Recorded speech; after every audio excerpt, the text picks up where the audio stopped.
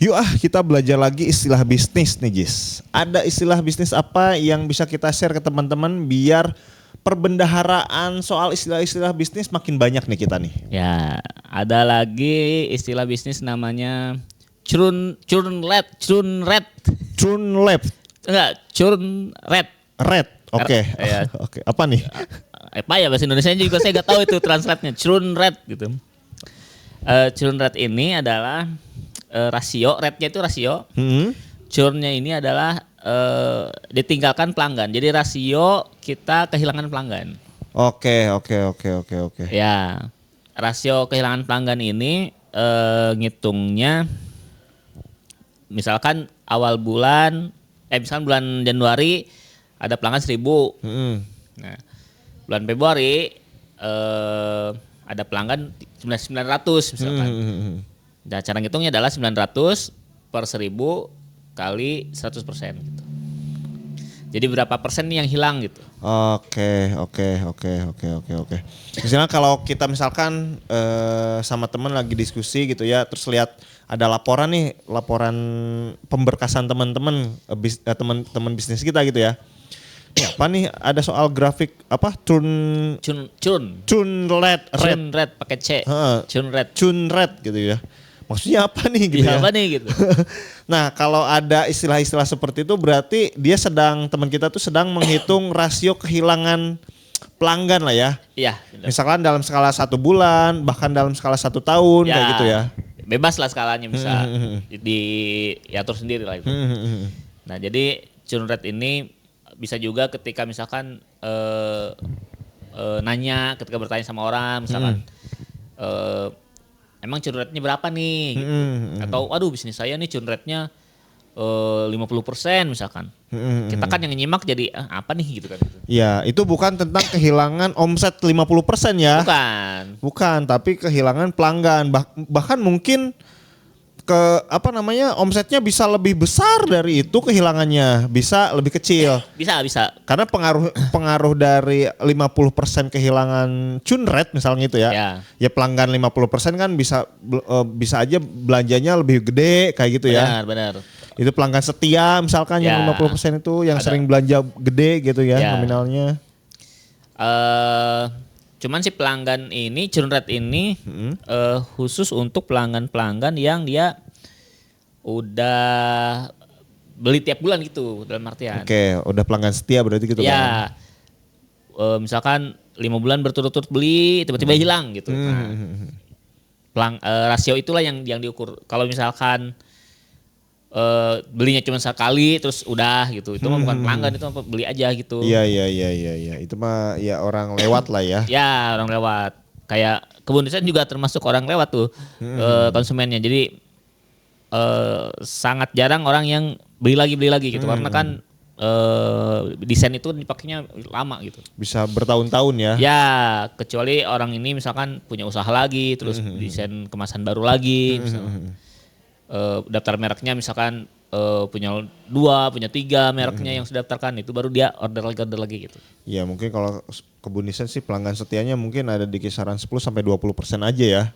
Wah belum dihitung lah itu. Ya, mungkin lah kisarannya, kalau saya sih ngitung kasar aja kayak gitu lah. Mungkin di kisaran itu kayak gitu. Yang suka datang lagi gitu. Yang suka datang lagi gitu. Sisanya sih yang tadi order sekali belum tahu nih, mungkin jangka 10 tahun lagi dia baru order lagi gitu. Iya. Ada juga tuh yang kayak gitu misalkan 2 tahun kemudian datang lagi gitu. Nah itu mah kan nggak bisa dihitung dengan rate inilah, churn rate ini. Nah churn rate ini berlaku hanya untuk yang belinya udah langganan gitu. Termasuk bisnis-bisnis yang pakai sistem membership gitu. Dia kan sudah pasti misalkan langganan di nge-gym misalkan. Iya. Per bulan bayar 30.000 misalkan. Kalau ini mah minimarket tuh yang suka punya kartu anggota kayak gitu ya. Ya, pakai kartu kayak gitu. Nah, churn rate ini lebih spesifik lagi ke bisnis yang punya pelanggan tetap ini. Sangat penting nih buat teman-teman UMKM atau pebisnis yang polanya pakai sistem pelangganan gitu ya, punya pelanggan, menghitung churn rate gitu. Akan dampaknya bagaimana Jis gitu? Ya dampaknya biar tahu lah kenapa mereka hilang. Oke, jadi biar bisa ini ya, apa namanya, kita biar bisa antisipasi ada apa nih. Ya, gitu ada apa nih orang-orang kok pada hilang nih konsumen gitu. Sehingga kebijakan kita antisipasinya bisa tepat kayak gitu ya, supaya Ya. pelanggan kita balik lagi gitu Ya. ya. Oh oke. Balik lagi terus meminimalisir pelanggan baru yang akan hilang gitu. Atau pelanggan yang masih belum hilang supaya jangan hilang gitu. Diminimalisir. Nah, biasanya penyebab churn rate-nya tinggi atau penyebab pelanggan itu hilang adalah yang pertama itu katanya kurang diprioritaskan. Oke. Kurang prioritaskan misalkan apa ya? Kita tuh misalkan ngasih apa nih ke dia, apakah ucapan ulang tahun atau apa gitu, biar lebih merasa diperhatikan gitu. Iya. Saya ini langganan tapi kok nggak dispesialkan gitu ya? Ya, misalkan kalau warung-warung biasa sih biasanya toko lah, kalau UMKM lah, kalau UMKM tuh biasanya ngasih THR gitu ya. Iya. Ke pelanggan tuh. Iya ngasih THR kayak apa namanya, kalau ibu saya itu dulu kalau di pasar itu karena langganan dikasih piring, mangkok. Iya, gitu-gitu. Cenderamata yang cakep-cakep tuh. Ya. Ini THR akhir tahun, THR bulan Ramadan nih. Ya. Kayak gitu. Atau THR akhir tahun kayak gitu. Ya, Hadiah akhir tahun bisa. kayak gitu. Kalau Ramadan misalnya ini sirup. Iya, dapat sirup, dapat snack-snackan gitu ya. Makanan.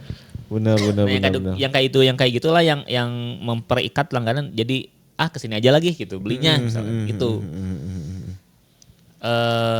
Terus ditambah kurang interaksi tadi, mirip sih prioritas dan interaksi ini.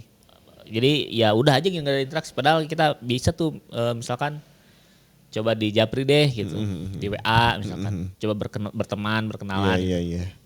Ya tadi ngerasa apa namanya nggak diperhatikan gitu ya. Ya. Interaksinya kurang, terus perhatiannya kayak pelanggan. Kok ini nggak ada THR sih misalnya gitu ya. Ya. Kayak gitu. Nah, terus yang paling signifikan itu adanya kompetitor lain. Oke. Nah, minimal kalau misalkan kita nanya nih, wah churn rate kita tinggi nih misalkan. Ayo kita lihat data siapa aja nih yang hilang misalkan. Ya, pelanggan mana aja yang nggak beli lagi. Oh si ibu ini nih, ayo kita tanya misalkan.